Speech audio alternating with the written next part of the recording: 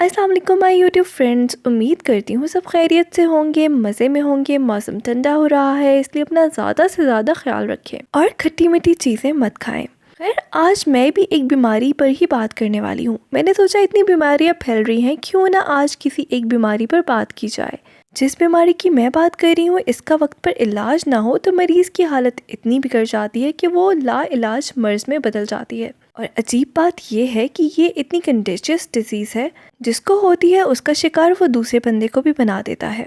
और फिर दोनों की बीमारियों की नौयत बदल जाती है, यानी कि सिम्टम्स अलग अलग होते हैं लेकिन बीमार दोनों ही होते हैं। ये बीमारी तकरीबन हर घर, हर गली, हर मोहल्ले और हर खानदान में पाई जाती है। और तो और बड़ी बड़ी वर्क प्लेसेस भी इस बीमारी से इफेक्टेड हैं। पहले आइए हम इस बीमारी का थोड़ा सा इंट्रोडक्शन करवाते हैं, उसके बाद डिस्कस करेंगे इसके बुरे तरीन साइड इफ़ेक्ट्स क्या हैं और कैसे ये इंसान को ख़त्म कर देती है। इस बीमारी का नाम है हसद। जी बिल्कुल, हसद की बात मैं कर रही हूँ, जिसको अंग्रेजी में जेलसी भी कहा जाता है। ये ऐसी बीमारी है जिसका शिकार पूरी कौम है। और ये बीमारी पहले तो कोरोना वायरस की तरह इंसान की बॉडी में दाखिल होती है, फिर दीमक की तरह दिमाग को खाती है और फिर आहिस्ता आहिस्ता दिल की शरियानों तक पहुंचकर पूरे दिल को काला कर देती है।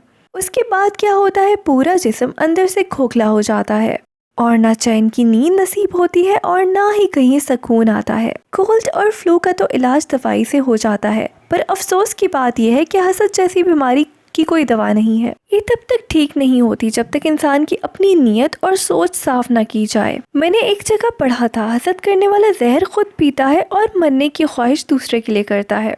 किसी ने कोई अच्छा काम शुरू किया नहीं, हेटर्स, जेलसर्स और तनकीद करने वालों की लाइन पहले लग जाती है। ऐसे लोगों के लिए मैं सिर्फ एक ही बात कहूंगी, जो मैंने भी किसी ट्रक के पीछे ही पड़ी थी। मेहनत कर, हसद ना कर। बात में दम है भाई। मेहनत तो आपसे होती नहीं है, बस चल चल कर भुन भुन कर ही मर जाना है। यही है एक आम पाकिस्तानी की लाइफ। किसी के अच्छे काम या खूबसूरती को अप्रिशिएट नहीं कर सकते तो क्रिटिसाइज करने का हक आपको किसने दिया है? नहीं बताए ना, किसने आपको ऐसा हक दिया है? दूसरों की अच्छाइयों को हजम करने की आदत डालें, वरना हाजमूला खाएं। खैर, आपको तो हाजमूला भी असर नहीं करेगी। वैसे on a very serious note, बात यह है कि हसद बहुत खतरनाक बीमारी है। जैसा कि मैंने पहले आपको बताया कि ये किस तरह से इंसान के जिस्म को इफेक्ट करती है। अब जरा दीन की रोशनी में इस बीमारी को देखते हैं।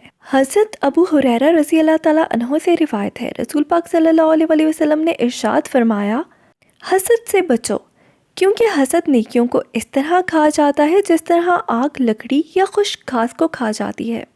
यानी नबी पाक सल्लल्लाहु अलैहि वसल्लम ने हसद से बचने की ताकीद की है, क्योंकि ये हमारी नेकियां इस तरह खा जाती है जैसे खुश्क घास को आग लग जाती है, और कितनी जल्दी वो घास आग पकड़ लेती है।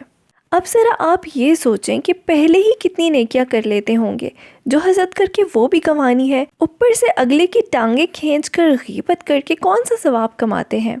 उसके अलावा अपना तो खून जलाते हैं, जो दूसरों को नज़र लगाते हैं उसका क्या। हासिद की नज़र बहुत ज़्यादा गंदी नज़र होती है, और यकीनन नबी पाक सल्लल्लाहु अलैहि वसल्लम ने हासिदीन की नज़र के बारे में ही इरशाद फरमाया है, नज़र का लगना हक है। अगर कोई चीज़ तकदीर पर सबकत ले जाने वाली होती तो नज़र होती। एक और हदीस में नबी पाक सल्लल्लाहु अलैहि वसल्लम ने फरमाया, मेरी उम्मत में अल्लाह की किताब लोहे महफूज, इसके फैसले और तकदीर के बाद सबसे ज़्यादा तादाद नज़र बद के असरात से मरने वालों की होगी।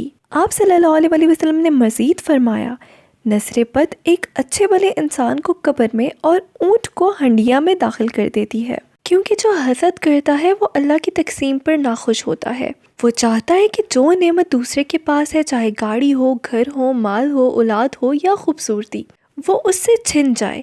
यानी अल्लाह की दी हुई नेमत उसके पास ना रहे, इसलिए उसकी नज़र भी लगती है, क्योंकि उसकी नीयत ही ख़राब होती है। और कुछ लोग तो इस हद तक चले जाते हैं कि वो नेमत छीनने में कोई कसर नहीं छोड़ते। या तो आपकी बुराइयां शुरू कर देते हैं या टांग खींचने में मसरूफ नजर आते हैं, या जादू टोने करवाना शुरू हो जाते हैं। मैं तो कहती हूँ सारी बुराइयों की जो जड़ है वो हसद ही है, जो इंसान को ना तो खुश रहने देती है और इस्लाम के दायरे से बाहर करने वाली बड़ी बड़ी बुराइयां करवा लेती है। ऐसे लोग ये भी भूल जाते हैं कि नेमतें देने वाला तो सिर्फ अल्लाह है, और अल्लाह ने सबको ही किसी न किसी चीज से नवाजा है। मिट्टी से बने हैं, मिट्टी में जाना है, तो हसद किस बात का। और वैसे भी अगर आप इस बीमारी से डील कर रहे हैं और बेहतर होना चाहते हैं तो जाइए अपने आप पर इतनी ही मेहनत करें जितनी उस इंसान ने की होगी रिजल्ट ना मिले तो मेरा चैनल अनसब्सक्राइब कर देना भाई। लेकिन खुदारा लोगों से चलना छोड़ दें, अपने आप को बेहतर बनाएं। दूसरों को नजरें लगाकर कुछ हासिल वसूल नहीं होगा। दूसरों की टांगे खींचने के बजाय किसी को अप्रिशिएट करें, देखना कैसी सुकून की नींद आएगी, क्योंकि हर चीज मल्टीप्लाई होती है। आपने ये कोट तो सुना ही होगा, डू गुड हैव गुड। अगर इसके मतलब पर गौर करें तो असल में इसका मतलब यही है कि पॉजिटिविटी मल्टीप्लाई होकर पॉजिटिविटी में कन्वर्ट होती है। किसी के लिए नेगेटिव सोच रखोगे तो उसी दलदल और रेस में फंस कर रह जाओगे। यही वजह है कि अल्लाह ने कुरान पाक में सूरह फलक और सूरह नास उतारी। सूरह फलक में तो क्लियरली आया है, मिन शर्रिन हासिदिन इज़ा हसद, मैं अल्लाह की पनाह मांगता हूँ हासिद से जब वो हसद करे। इसलिए जो लोग अक्सर किसी न किसी परेशानी का शिकार होते हैं वो ज़्यादा से ज़्यादा सूरह फलक और सूरह नास पढ़ा करें, क्योंकि जब नजर बद होती है तो सूरह फलक और सूरह नास डबल शील्ड का काम करती है। दोनों ही सूरज हसद करने वाले, भूखे मारने वाले, जिन्हों इंस की नज़र बद और हर किस्म के शर से हिफाजत करती हैं और हमें अल्लाह की पनाह में दे देती हैं। मेरी दुआ है कि अल्लाह हम सबको हासिदों के शर से और नजर बद से महफूज रखे और हिदायत दे उनको जो दूसरों का बुरा सोचते हैं और बुरा चाहते हैं। इसी के साथ ही मैं अपनी इस वीडियो को ख़त्म करती हूँ। दोबारा मिलेंगे किसी न्यू टॉपिक के साथ। वीडियो पसंद आई है तो लाइक और शेयर ज़रूर कीजिएगा और कमेंट सेक्शन में अपनी राय का इज़हार भी कीजिएगा।